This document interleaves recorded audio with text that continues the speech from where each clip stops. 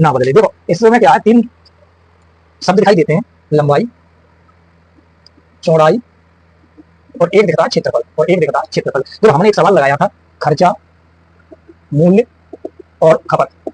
खर्चा, मूल्य और खपत। हमने कहा था कि जो इनमें संबंध होता है, जो संबंध होता है वो हमारा संबंध होता है खर्चा बराबर मूल्य गुणा खपत। खर्चा बराबर मूल्य गुणा खपत। और हमने कहा था कि अगर एक बढ़ता है और खर्चा को अगर हमें नियत रखना है, खर्चा को हमें नियत रखना है या हमका कांस्टेंट रखना है, तो खपत में कमी करनी पड़ेगी। तो खपत में कमी करनी पड़ेगी। जैसे सीधी सीधी बात है, अगर किसी वस्तु का मूल्य बढ़ता है तो उसकी खपत में हमें क्या करना होगा, कमी करनी होगी। ठीक है, तभी तो हमारा खर्चा कैसा रहता है, कांस्टेंट रहेगा। जैसे 100 रुपए खर्च होते थे पहले हमारे, वस्तु का मूल्य कुछ था, लेकिन किसी कारण से वस्तु के मूल्य में वृद्धि हो गई, तो जो हमारी खपत रही होगी वो खपत हमारी कैसी हो जाएगी, कम हो जाएगी, अगर हमें खर्चा अपना नियत रखना हो, यदि खर्चा हमें अपना नियत रखना हो। ठीक है, ठीक इसी प्रकार से इनमें भी संबंध होता है कि जो क्षेत्रफल होता है वो हमारा लंबाई गुणा चौड़ाई के बराबर होता है। अगर हम ठीक उसी प्रकार के प्रश्नों को देखें कि जो खर्चा है, खर्चा को हम क्षेत्रफल मान लें, मूल्य